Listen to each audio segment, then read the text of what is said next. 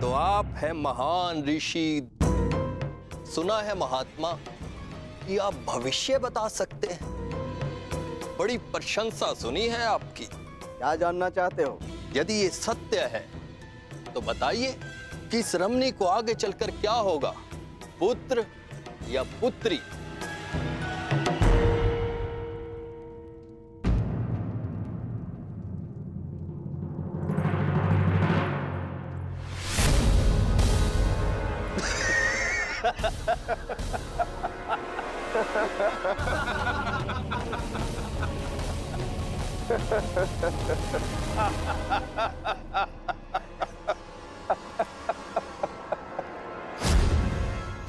और समय बताना मत भूलिएगा महाराज।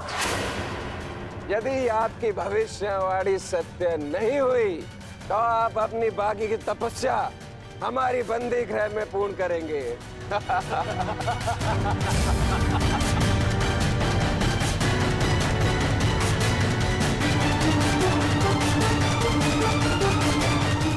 कौन क्यों है महाराज? बताइए, मेरी कोख से क्या जन्म लेगा? मदिरा के मद ने तुम्हारे भीतर के मानव को सुला दिया है मूर्ख। अब तुम केवल उस मूसल की भांति हो जिसमें कोई भावना नहीं होती। वो किसी भी वस्तु पर पड़ता है तो उसे कुचल देता है। ये लीजिए पिताश्री, ये हलवा मैंने विशेष रूप से आपके लिए बनाया है।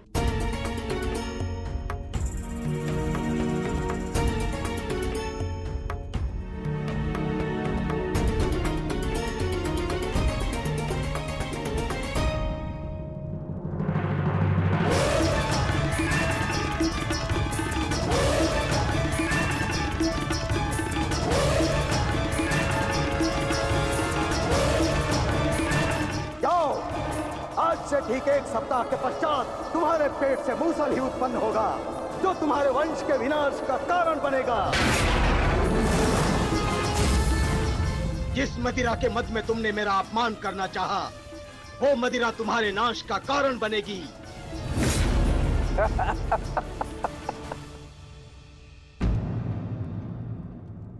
क्या हुआ पिताश्री? आप रुक क्यों गए? क्योंकि जिसे रुकना चाहिए था वो नहीं रुका। लगता है तुम्हें हमारे बंदी गृह के दर्शन करने की उत्सुकता कुछ अधिक है, इसलिए तुमने हमारा अपमान करने का दुस्साहस किया। पहले वासुदेव और अभी तुम। मैं तुम्हें जीवित नहीं छोड़ूंगा।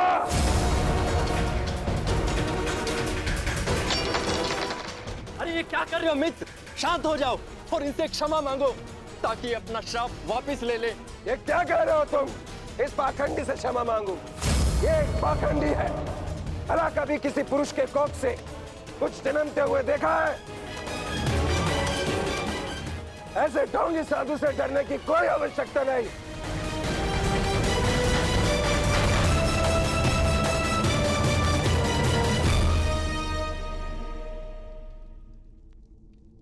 जो अब तक नहीं हुआ साम, वो अब होगा।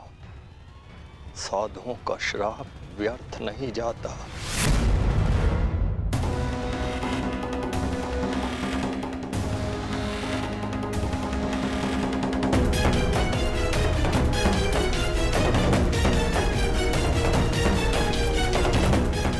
मुझे क्षमा करना पुत्री।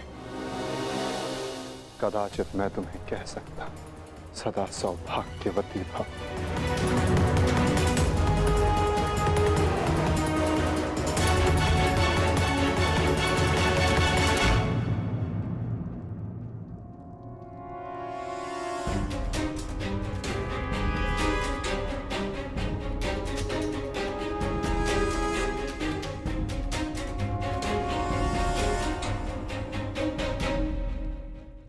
एक साधु का उपहास उड़ाना और उन पर प्रहार करने का प्रयास करना क्षमा के योग्य नहीं है सांब।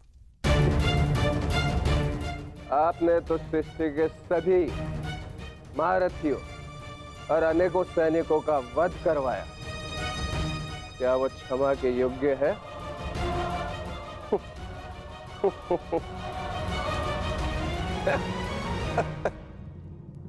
कृतिवर्मा, तुम्हारी उपस्थिति में ये सब हुआ और तुमने साम को रोकने का प्रयास नहीं किया?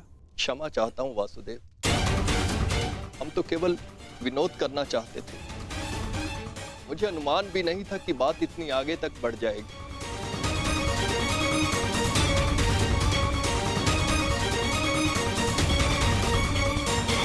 कितना समय? 7 दिन।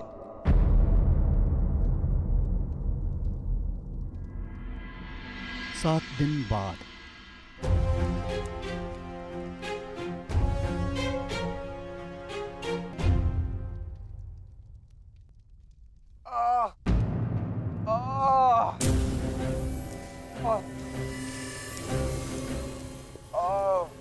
सहायता करो मित्र, मेरी सहायता करो।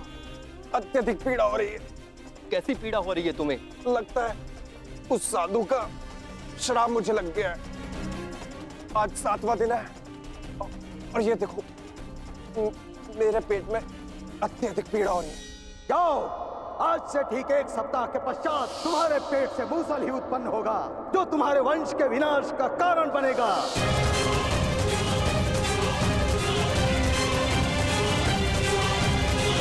लगता है उस साधु का श्राप मुझे लग गया है। आज 7वां दिन है और ये देखो मेरे पेट में अत्यधिक पीड़ा हो रही है। जाओ, आज से ठीक 1 सप्ताह के पश्चात तुम्हारे पेट से मूसल ही उत्पन्न होगा, जो तुम्हारे वंश के विनाश का कारण बनेगा। इस पीड़ा से मुझे मुक्त करो मित्र, मुक्त करो।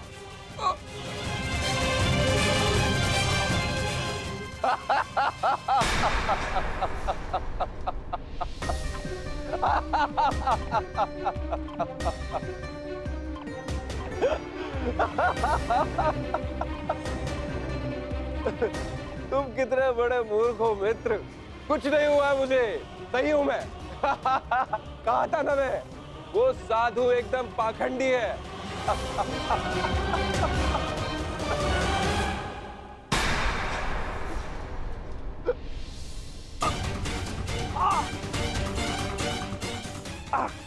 साम,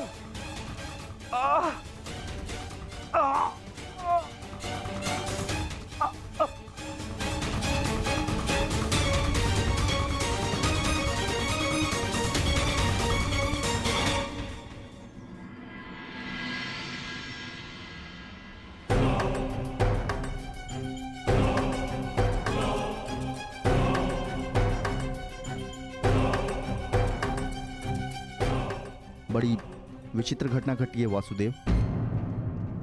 कुमार साम के शल्य चिकित्सा के पश्चात उनके पेट से ये मूसल निकला है।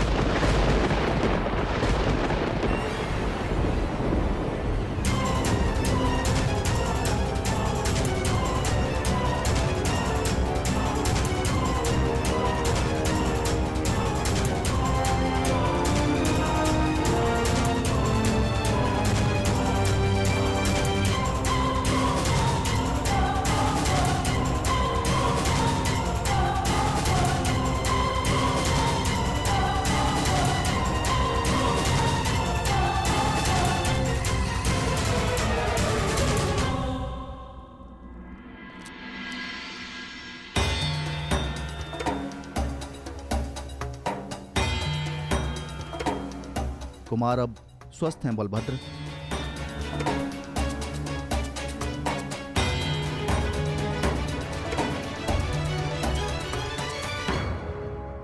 देख लिया, ये उस श्राप का नहीं, ये तुम्हारे अहंकार और तुम्हारे मदिरापान का फल है। ये श्राप तो केवल एक निमित्ता है। तुम्हारे कर्मों के कारण यदुवंश का नाश जन्म ले चुका है। यदि मदिरा के मद में तुमने एक महात्मा का अपमान ना किया होता तो आज तुम्हारी ये दशा ना होती।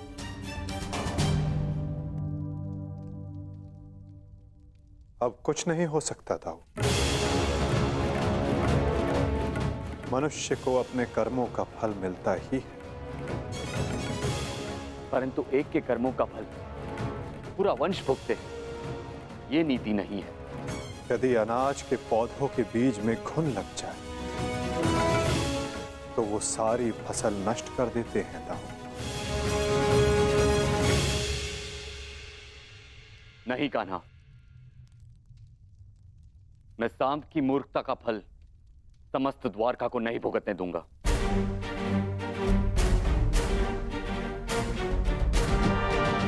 आप इस मूसल का क्या करेंगे दाऊ?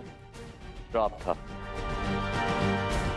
कि मदिरा पान के कारण द्वारका का नाश होगा। मैं आज ये घोषणा करता हूं कि समस्त द्वारका में किसी भी प्रकार का मद्य का उत्पादन, सेवन या बिक्री वर्जित है।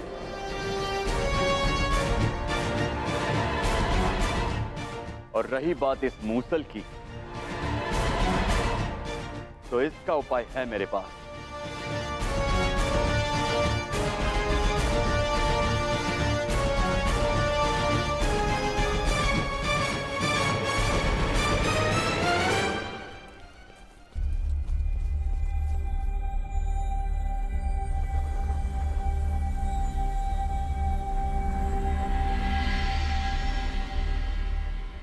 आपके आदेशानुसार मूसल की भस्म बना दी गई है बालभद्र। इसे द्वारका के समुद्र तट पे बहा दो।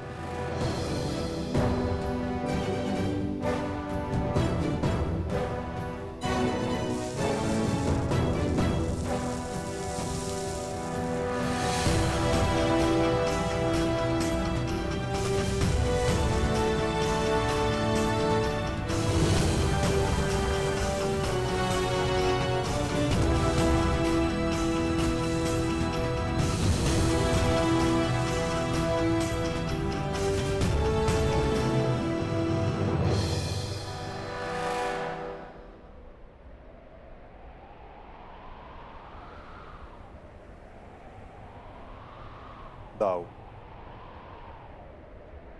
हमारे कर्म ही हमारी नियति निर्धारित करते हैं, केवल सांब के कर्म ही नहीं। कुछ श्राप हैं।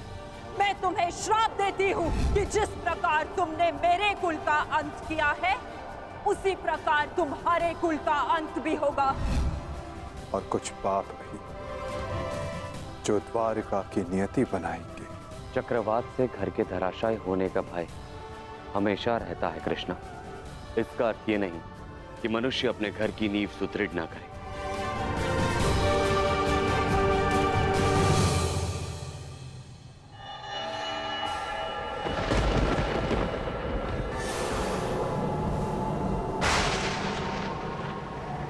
जब नींव गल जाती है दाऊ,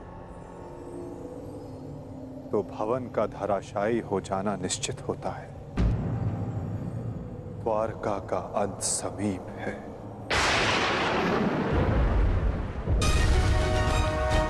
नहीं कान्हा, मेरे रहते हुए ऐसा नहीं होगा।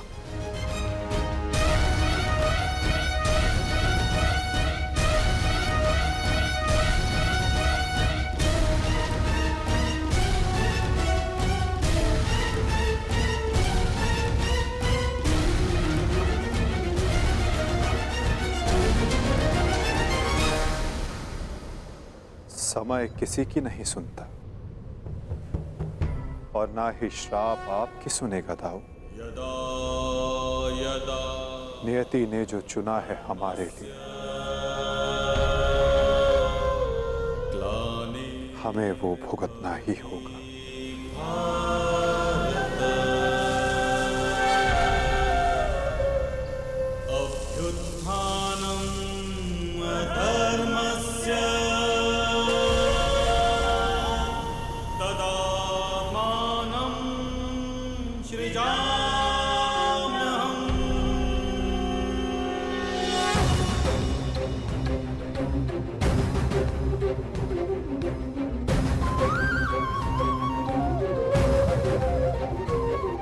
हर एक सरकंडे में एक आहुति छिपी है दाऊ।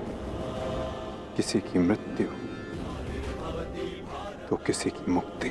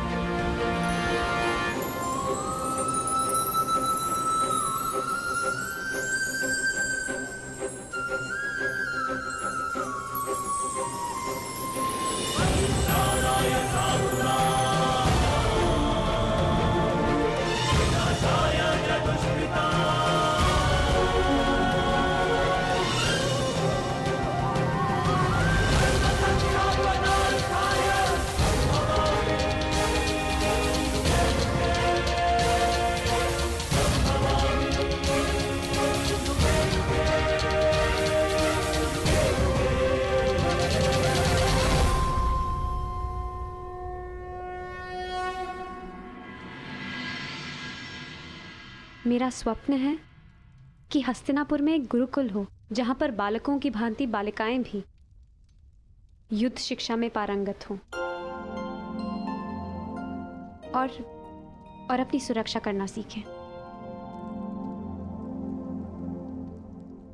अति उत्तम विचार है पुत्री।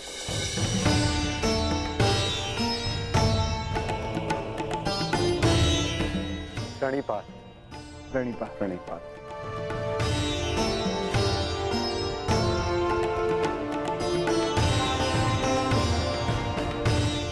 यदि प्रत्येक स्त्री अपनी सुरक्षा में समर्थ हो जाए तो कोई भी पुरुष उस पर अत्याचार नहीं कर पाएगा।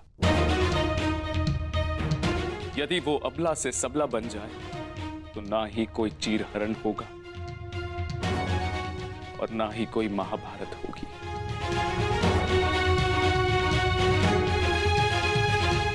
ज्येष्ठ पिताश्री, आपने स्मरण किया? हाँ पुत्र, एक महत्वपूर्ण निर्णय लिया है जो मैं तुम्हें बताना चाहता था।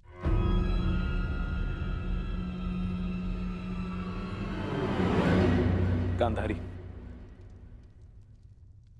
जीवन का हर चरण देख लिया पुत्रों, परंतु अब वानप्रस्थ करके संन्यास ग्रहण करने का समय आ गया है।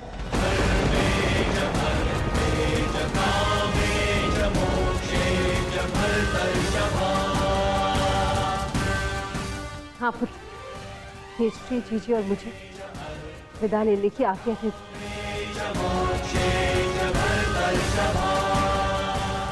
प्रस्थान?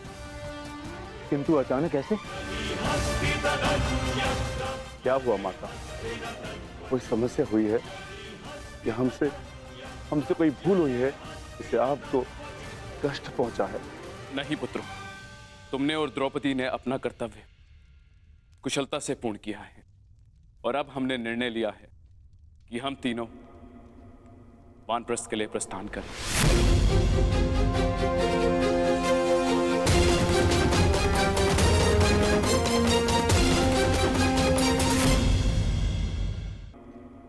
वानप्रस्थ के लिए प्रस्थान करें।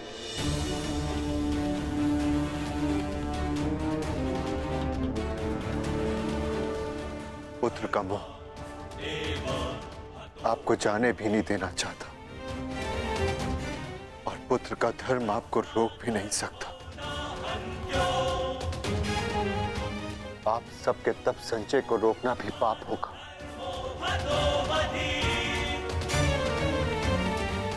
आदेश दीजिए ज्येष्ठ पिताश्री, व्यवस्था हो जाएगी।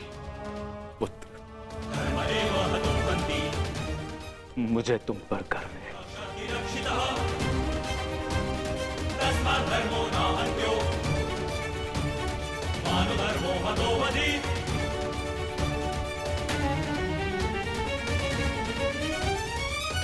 परंतु हम आपको ऐसे नहीं जाने दे सकते। आप सभी के साथ हमें भी एक उत्सव मनाने का सौभाग्य तो मिलना चाहिए ना। ठीक है, जैसा तुम सबको ठीक लगे पुत्रों। तो ठीक है, तो मैं इस उत्सव की तैयारियां प्रारंभ करती हूँ और सभी परिजनों को निमंत्रण भिजवाती हूँ। सर्वप्रथम माधव को।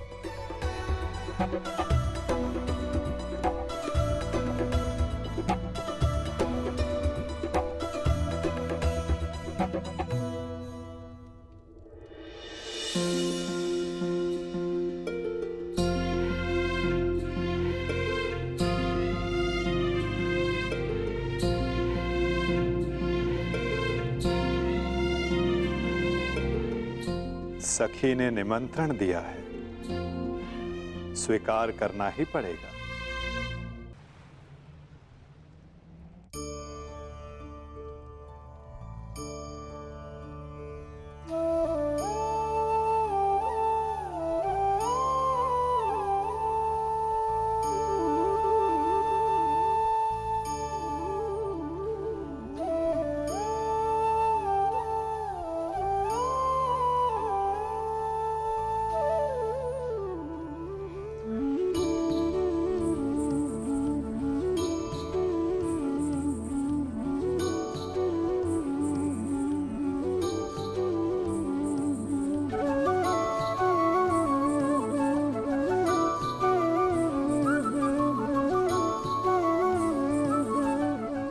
माधव, आप सदैव हम सबके साथ हमारे दुख में उपस्थित रहे, परंतु आज सुख के समय पर आपके आगमन ने हम सबके आनंद को दुगना कर दिया।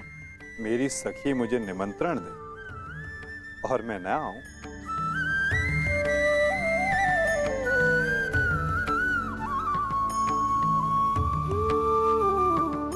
तुम सबका परिश्रम स्पष्ट दिखाई दे रहा है। जब प्रेरणा देने वाला शुभ हो तो परिश्रम का फल भी शुभ ही होता है माधव। आइए माधव, अपना स्थान ग्रहण करें।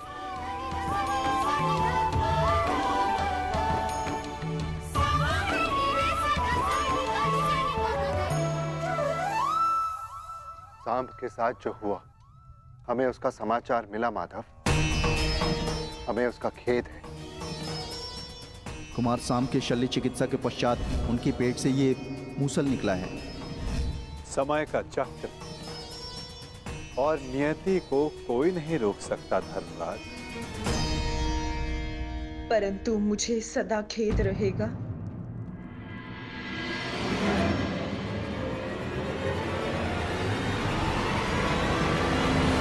ये नियति मेरे ही श्राप के कारण आई है वासुदेव।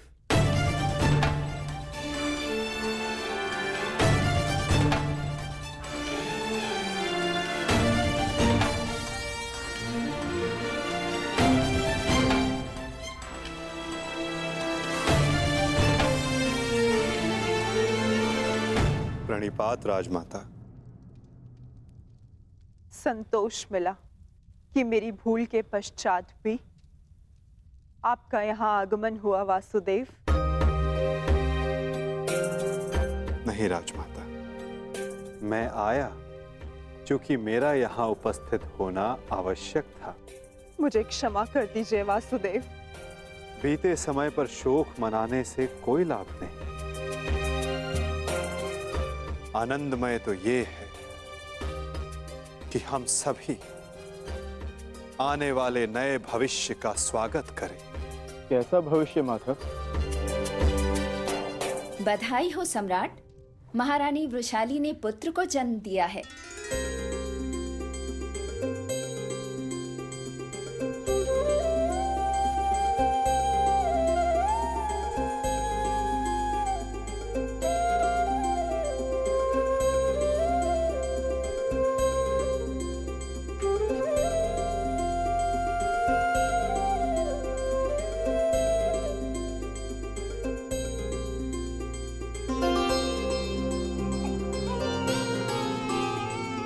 इसकी आंखों में इसके पिता की भांति तेज कल्याण हो। बुआ श्री, इस बालक का नामकरण कीजिए।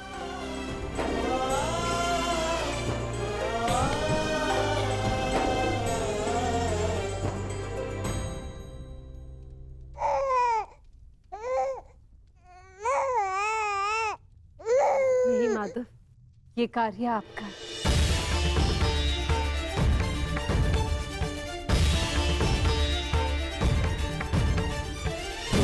क्षमा शमोस्तेयम् शौचमिन्द्रिय निग्रहा क्षमा शमोस्तेयम् शौचमिन्द्रिय निग्रहा निर्विद्या सत्यं क्रोधो दशकं धर्मलक्षणम्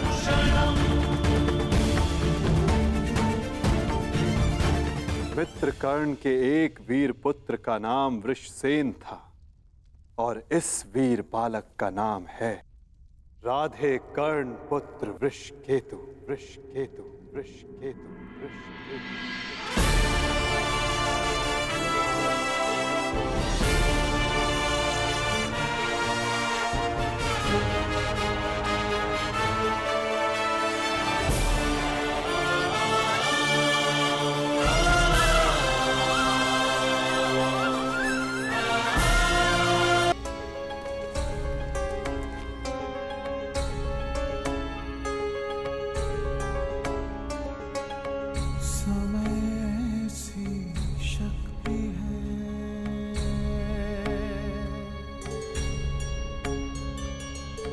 सभी समय से हारे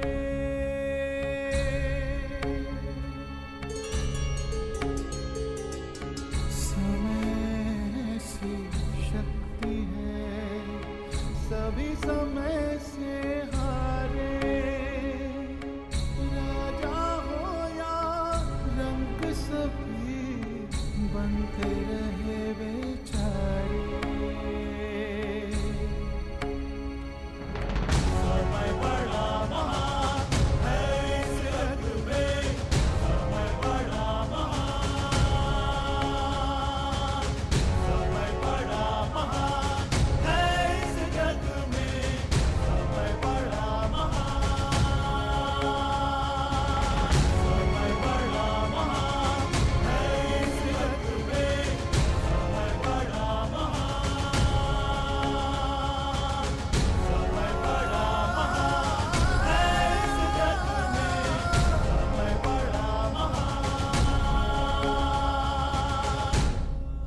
वर्ष पश्चात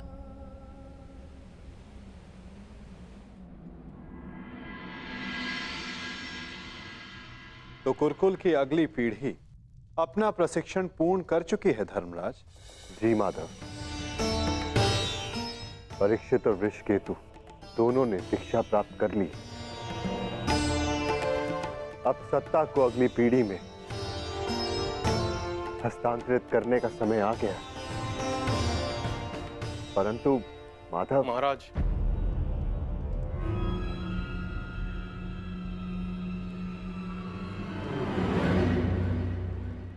कहो। एक दुखद समाचार है महाराज।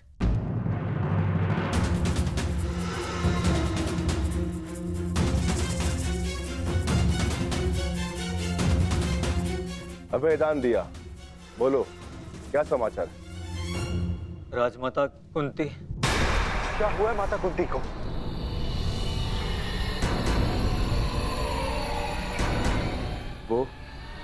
वो कुशल तो है ना? जिस वन में राजमाता कुंती, महाराज धृतराष्ट्र और महारानी गांधारी निवास कर रहे थे, वहां भयंकर अग्निकांड हुआ है।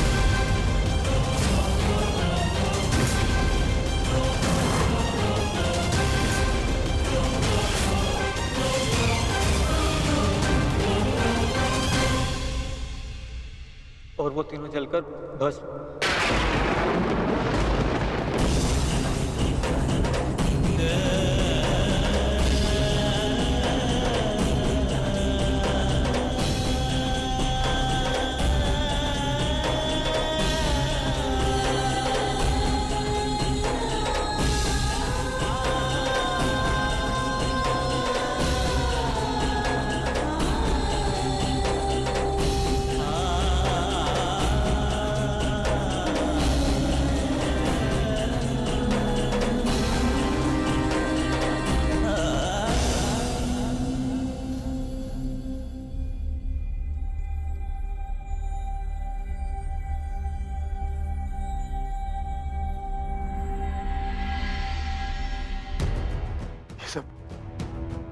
ये सब क्या हो गया माधव?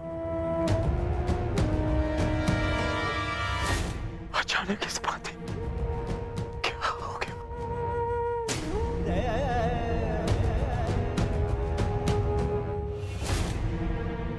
जो संसार में आया है उसे जाना ही है। महत्वपूर्ण ये है कि वो अपने जीवन से क्या लेकर गए। और इस संसार को क्या दे कर गए।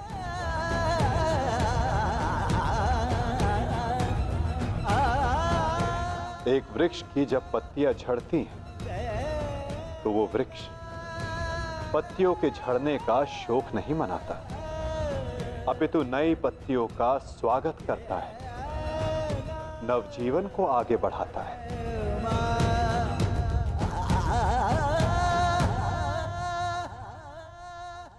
आप सब स्वयं को संभालिए।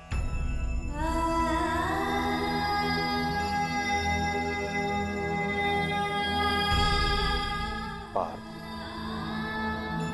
स्वयं को संभालो।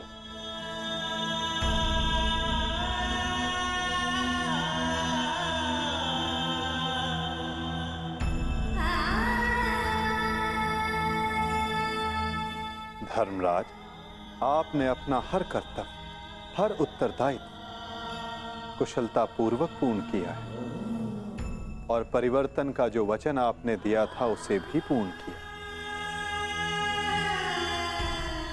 और अब ये समय दुख मनाने का नहीं, अपितु अपना उत्तरदायित्व पूर्ण करने का है धर्मराज।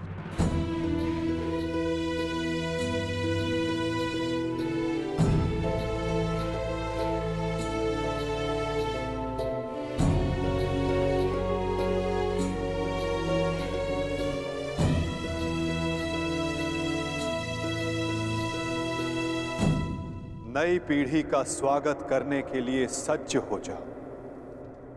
समय आ गया है कि हस्तिनापुर के नए युवराज को प्रजा के समक्ष प्रस्तुत किया जाए।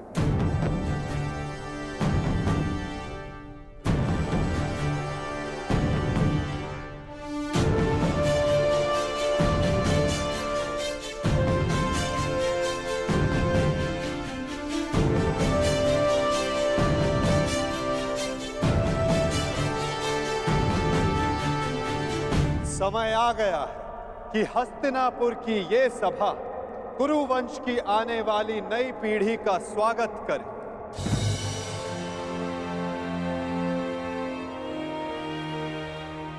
हस्तिनापुर के 2 महारथी, 2 युवराज,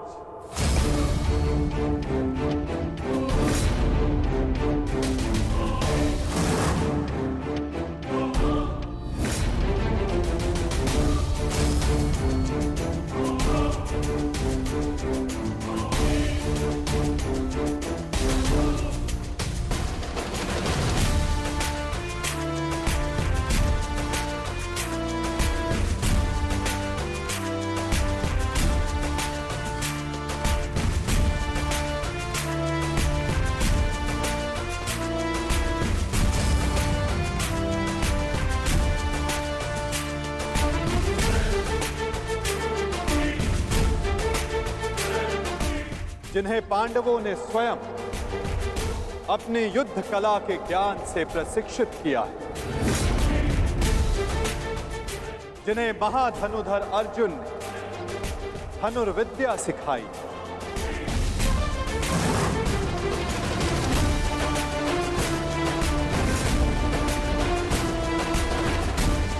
जिन्हें महाबली भीम शक्ति और गदा युद्ध में पारंगत किया, जिन्हें नकुल सहदेव ने खड़ग युद्ध में प्रशिक्षित किया, जिन भावी सम्राटों को धर्मराज युधिष्ठिर भाले के प्रहार के साथ साथ धर्म के ज्ञान का आधार भी दिया है।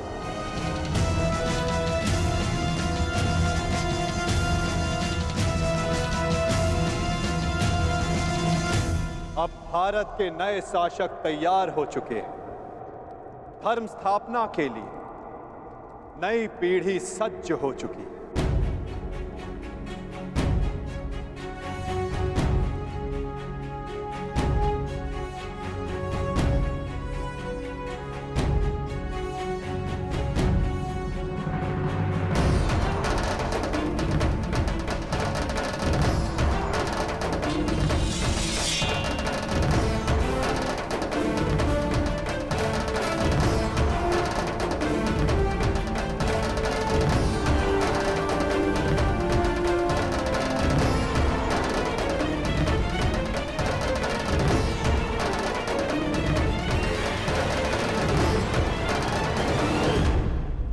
तो स्वागत कीजिए अभिमन्यु पुत्र अर्जुन पौत्र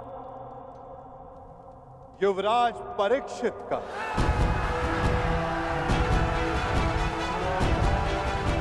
युवराज परीक्षित की, युवराज परीक्षित की, युवराज परीक्षित की, युवराज परीक्षित की, युवराज परीक्षित की, युवराज परीक्षित की,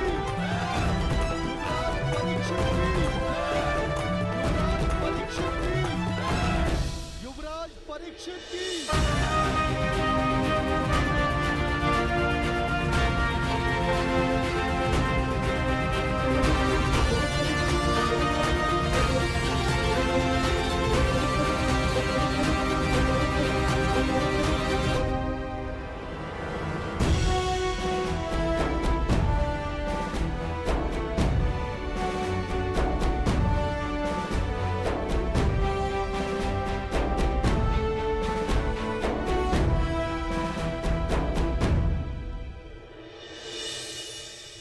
और अब स्वागत कीजिए राधे कर्ण पुत्र युवराज वृषकेतु का। युवराज वृषकेतु की, युवराज वृषकेतु की, युवराज वृषकेतु की, युवराज वृषकेतु की, युवराज वृषकेतु की, युवराज वृषकेतु की,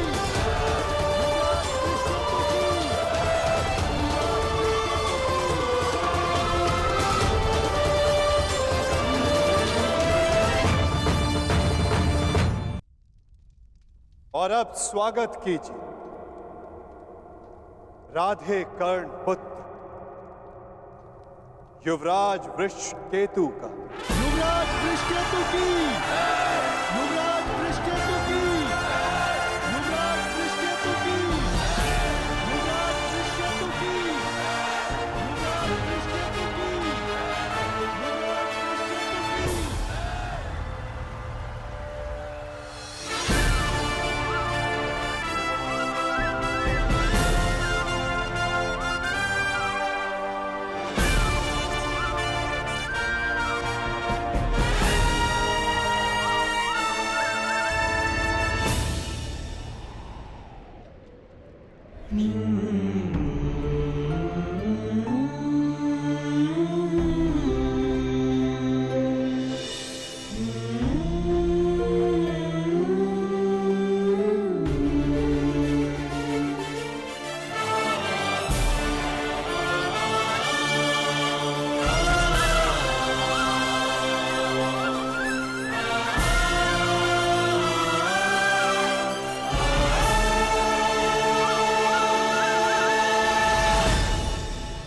इन्होंने अपना कर्तव्य पूर्ण किया धर्मराज, अब आप अपना कर्तव्य पूर्ण करें। एक सम्राट का कर्तव्य होता है कि वो अपने उत्तराधिकारी को निष्पक्ष होकर चुने। केवल बल ही नहीं, बुद्धि प्रवीण हो, न्याय उचित, धर्म उचित हो। और मेरा धर्म ये कहता है न्याय और धर्म अनुसार हस्तिनापुर नरेश मेरे ज्येष्ठ भ्राता कर्ण के पुत्र वृषकेतु हो। युवराज वृषकेतु की, युवराज वृषकेतु की, युवराज वृषकेतु की,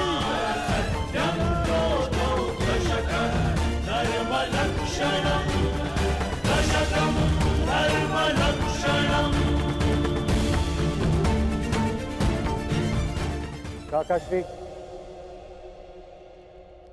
मेरे लिए ये मान्य नहीं।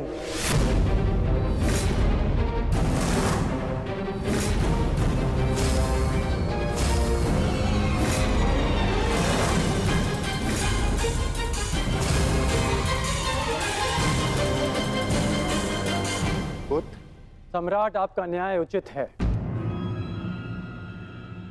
परंतु परीक्षित मुझसे ज्येष्ठ हैं, इसलिए न्याय अनुसार और धर्म अनुसार हस्तिनापुर के सम्राट केवल और केवल परीक्षित ही होने चाहिए।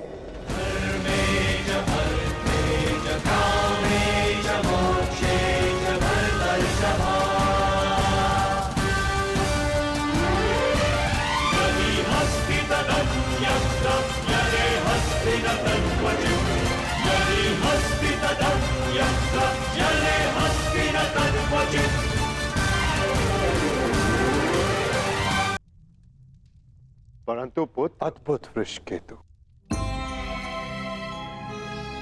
ये त्याग केवल कर्ण पुत्र ही कर सकता है।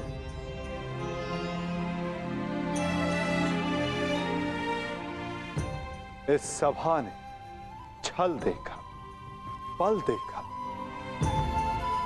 नारी का दंभ भी देखा, और आज बंधु प्रेम और त्याग देख रहा है।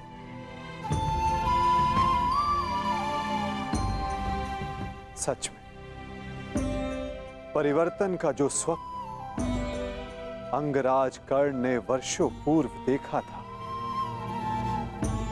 वो परिवर्तन आज दिख रहा है।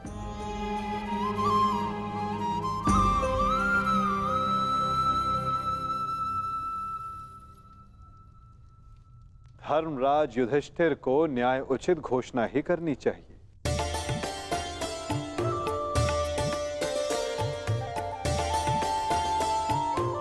जैसी आपकी आज्ञा माधव।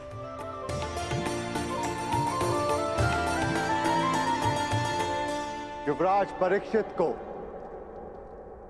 हस्तिनापुर का सम्राट घोषित किया जाता है। युवराज परीक्षित की, युवराज परीक्षित की, युवराज परीक्षित की, युवराज परीक्षित की, युवराज परीक्षित की। परंतु ये अपूर्ण न्याय होगा। न्याय उचित यही होगा कि अंग पर ज्येष्ठ कर्ण के पश्चात अधिकार वृषकेतु का है, और मैं वृषकेतु को अंग का नया राजा घोषित करता हूं। महाराज वृषकेतु की, महाराज वृषकेतु की, महाराज वृषकेतु की। और अंग के साथ साथ इंद्रप्रस्थ भी वृषकेतु के नियंत्रण में होगा। अंगराज वृषकेतु की, अंगराज वृषकेतु की, अंगराज वृषकेतु की।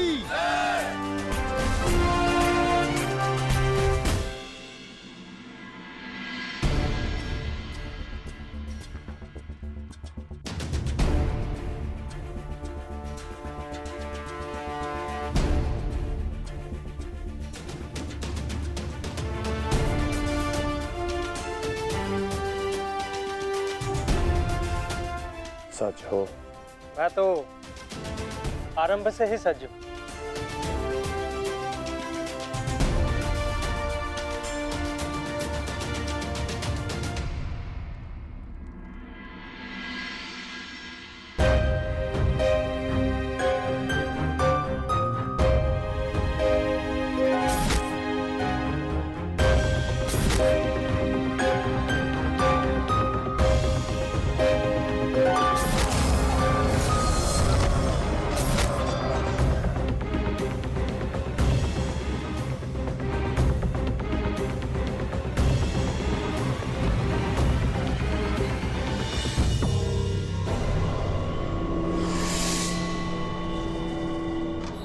माधव, मुझे जाना होगा पार्थ।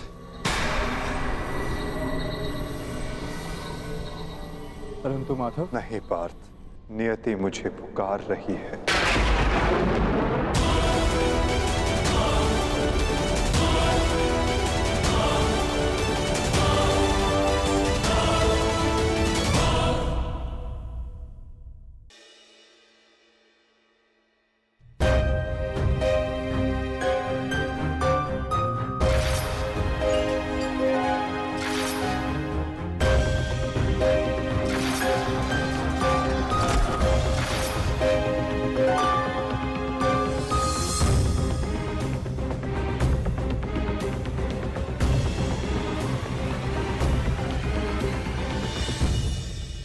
माधव, मुझे जाना होगा पार्थ।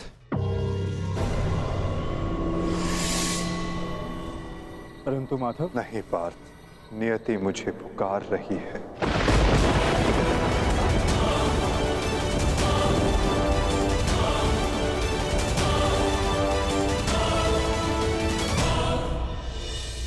माधव,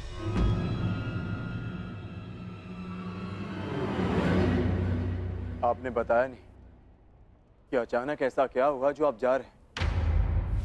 प्रथम बार आपके मुख पर यह पीड़ा देख रहा।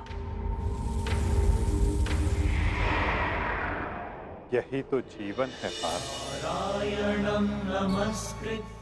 आनंद के साथ पीड़ा, अंधकार के साथ प्रकाश, उत्थान के साथ पतन और निर्माण के साथ विनाश कहीं ना कहीं जुड़ते ही हैं पार्थ। आज हस्तिनापुर में नया आरंभ हुआ है, परंतु मुझे जाना होगा पार्थ, ताकि मैं एक अंत को, एक विनाश को रोकने का प्रयास कर सकूं। तो फिर मुझे भी अपने साथ ले चलिए माधव। महाभारत में आपने मेरा मार्गदर्शन किया था और अब आपके मार्ग पर चलना मेरा अधिकार है।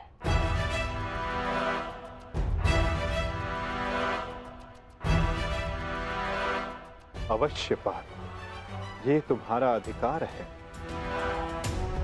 किंतु ये यात्रा केवल मेरी है पार्थ। ये कर्तव्य केवल मेरा है और मुझे इस यात्रा को अकेले ही पूर्ण करना होगा।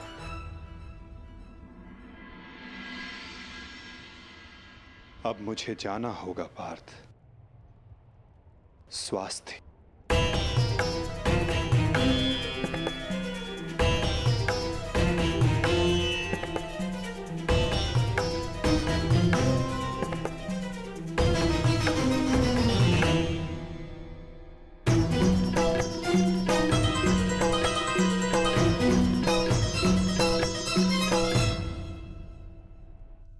ये क्या कह रहे हो अर्जुन?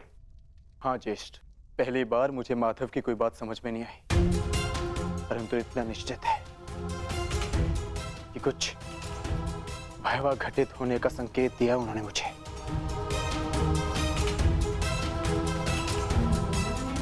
मैं आपकी आज्ञा लेने आया हूं ज्येष्ठ। मुझे द्वारका जाना होगा।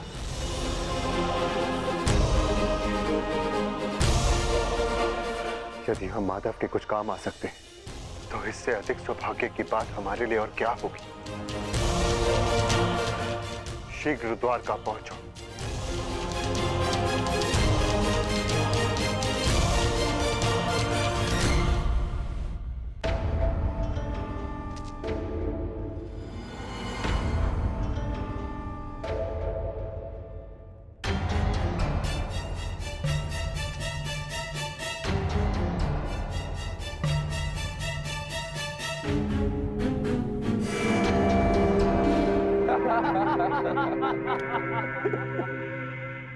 जन्मदिन की बधाई हो मित्र। कृतवर्मा, स्वागत है तुम्हारा। तुम्हारी ही प्रतीक्षा हो रही थी। वाह, क्या अद्भुत प्रबंध है। इतना सुंदर भोज मैंने कभी नहीं देखा। वाह। काहे का भोज मित्र? ऐसा प्रतीत होता है अद्भुत भोज किए हुए जैसे एक युग बीत चुका है। ताऊ श्री ने संपूर्ण द्वारिका में मदिरा पान और उसके विक्रय पर प्रतिबंध लगा रखा है। अगर मदिरा मिल जाती तो आनंद आ जाता। परंतु मित्र, उसके पीछे बलभद्र का कारण उचित था। ऋषि के श्राप का प्रभाव तो तुम देख ही चुके हो। उसने जो कहा वैसा ही हुआ। तुम्हारे गर्भ से मूसल का जन्म हुआ और श्राप था कि उस मूसल से यादवों का अंत होगा। और आज उस श्राप का प्रभाव उस मदिरा पर लगी रोक ने ही रोक रखा है मित्र।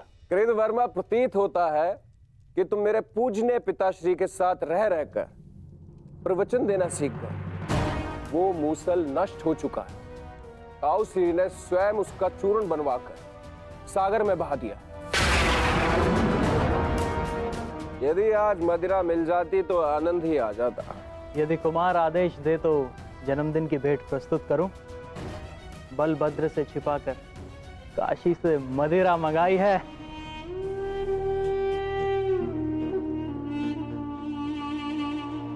देखा कृतवर्मा, इसको कहते हैं जन्मदिन का उपहार। ये है मेरा सच्चा मित्र। आज मनेगा आनंद उत्सव।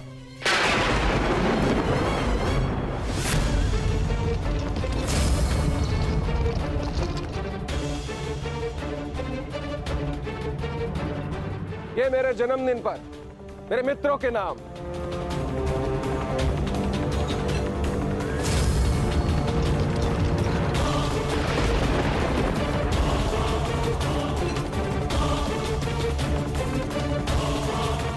रुक जाइए आर्य।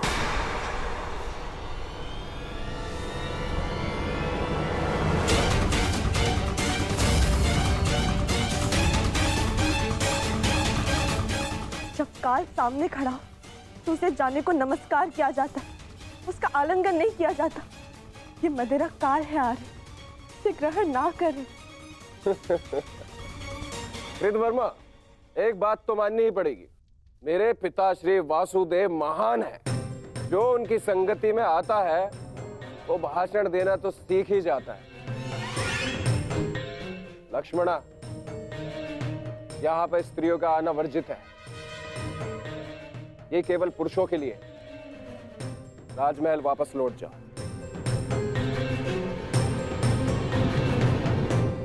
इन पुरुषों में मेरे अर्धांग भी है आर्य, जो स्वयं ही काल के गाल में जाने के लिए प्रस्तुत हो रहे, परंतु मैं ऐसा नहीं होने दे सकती।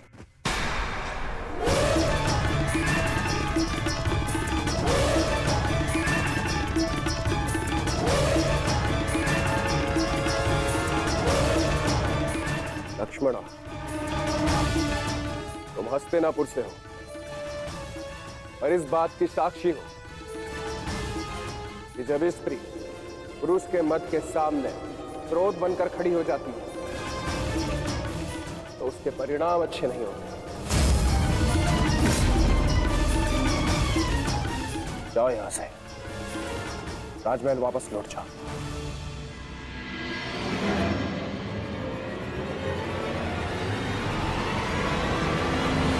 मैंने कहा राजमहल वापस जाओ।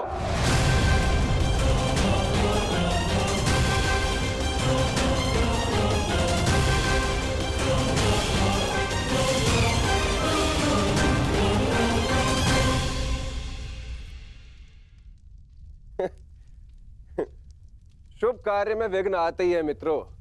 इससे पूर्व कोई दूसरा विघ्न आए, इस दुर्लभ मदिरा को ग्रहण करो।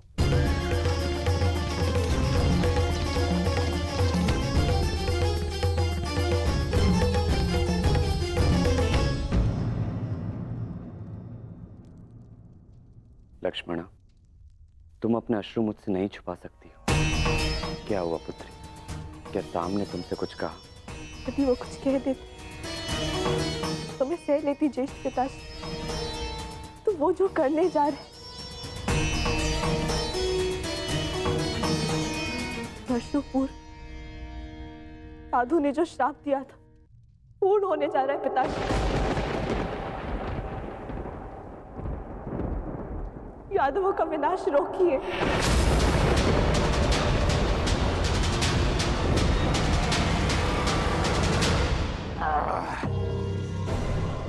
अद्भुत! आज मदरा मिली पीने को, वो भी मन भर के। वाह!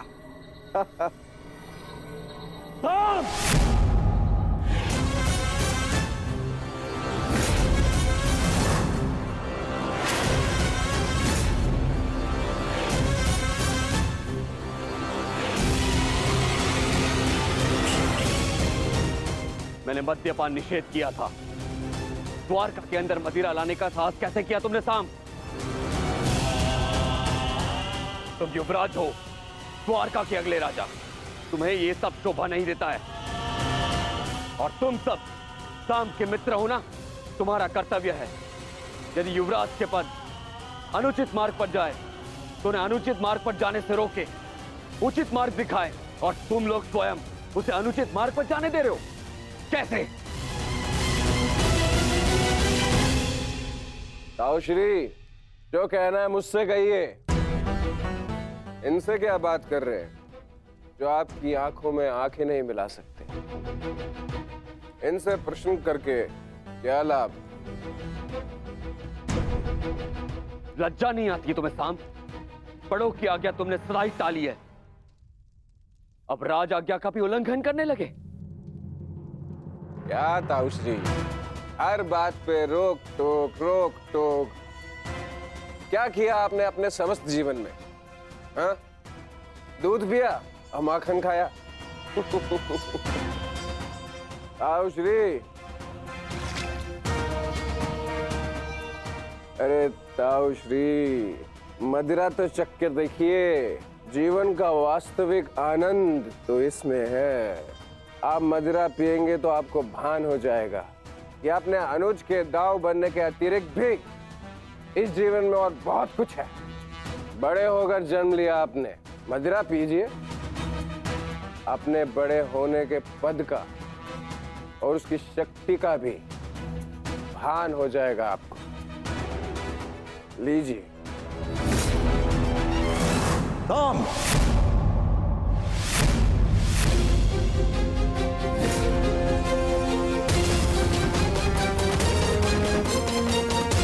दाऊ का अपमान करने का दुस्साहस मत करना।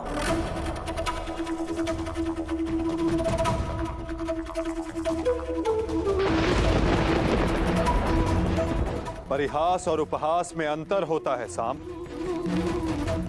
परिहास संग में उपस्थित सबको आनंद देता है और उपहास किसी एक को पीड़ा देता है। और तुम्हारा उपहास इस समय जिनको पीड़ा दे रहा है वो मेरे ज्येष्ठ भ्राता है, मेरे दाऊ है साम।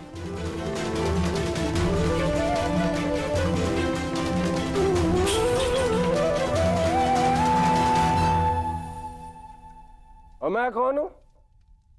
हाँ? कौन हूं मैं? पुत्र या कुपुत्र? आपको तो सदैव अभिमन्यु जैसा पुत्र चाहिए था। कभी उसे मामा बनकर सिखाया तो कभी मित्र और सखा बनकर पांडवों को संभाला, परंतु ये भूल गए कि आपका भी एक पुत्र है। स्मरण है आपको? स्मरण है? नहीं। आपको स्मरण है? आपको स्मरण है कि आज आपके पुत्र का जन्मदिन है, परंतु ये भूल गए कि आज के दिन अपने पुत्र से प्रेम से मिलने आना चाहिए, ना कि इस प्रकार कटु मुख बनाकर।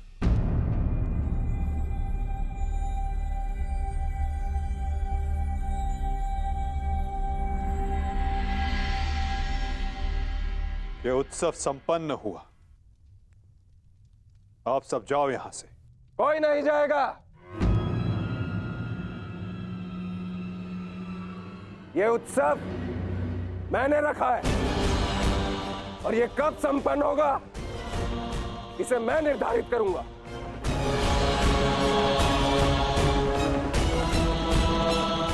तुम इस समय मदिरा के मद में हो साम। ये समय वार्तालाप करने के लिए उचित नहीं है। जाओ, जाकर विश्राम करो। कहीं ऐसा ना हो कि संपन्न होने के स्थान पर इसका समापन हो जाए।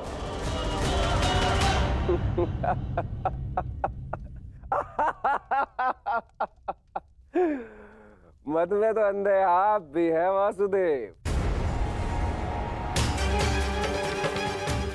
महाभारत की विजय का मद अभी आपके सर से उतरा नहीं है वासुदेव।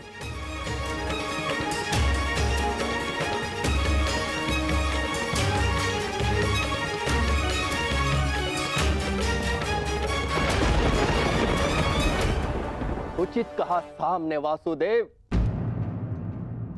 ना आप महाभारत की विजय से विमुख हो पा रहे हैं और ना पांडवों के प्रति प्रेम से।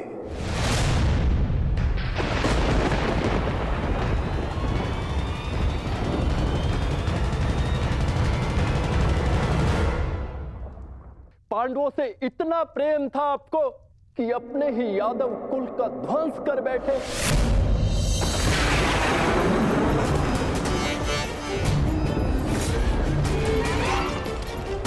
अपने ही कुल की यादव सेना का, नारायणी सेना का उन पांडवों के हाथों विध्वंस करवाते रहे।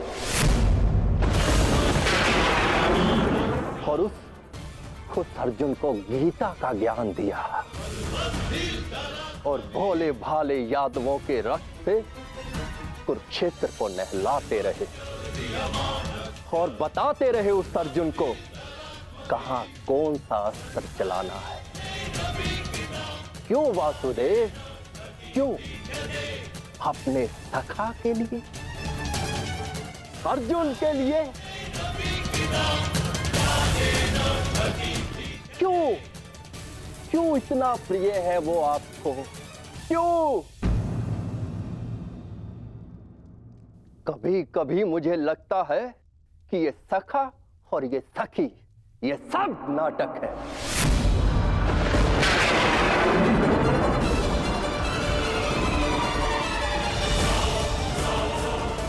प्रतीत होता है जैसे पंचाली के छठे पति आप स्वयं हैं।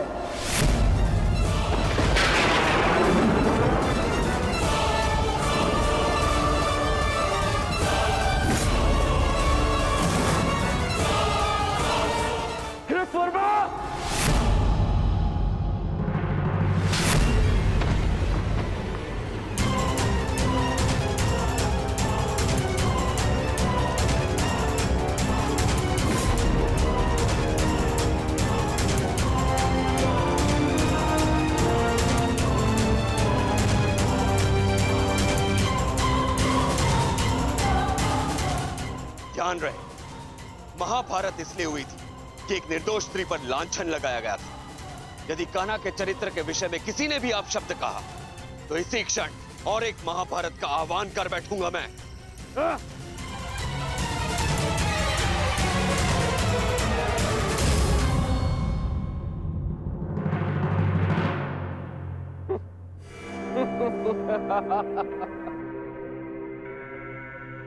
वाह, प्रेम हो तो ऐसा, भाई हो तो ऐसे। एक को कुछ कहो तो दूसरे का हाथ उठता है। परंतु ताउश्री, आप भूल रहे हैं, कृतवर्मा मेरे लिए भाई समान।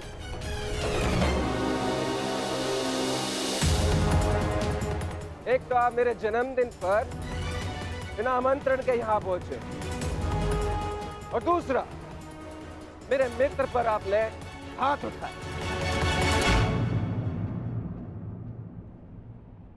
इस दुस्साहस का दंड आपको अवश्य मिलेगा। सावधान साम।